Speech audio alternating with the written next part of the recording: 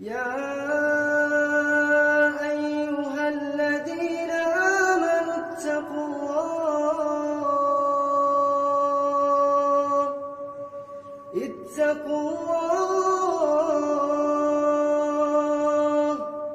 اتقوا الله ولتنظر نفس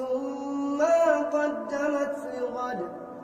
واتقوا الله إن الله خبير بما تعملون ولا تكونوا كالذين نسوا الله فأنساهم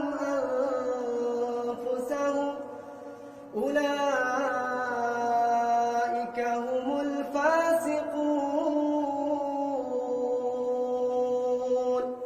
لا يستوي أصحاب النار وأصحاب الجنة أصحاب الجنة هم الفائزون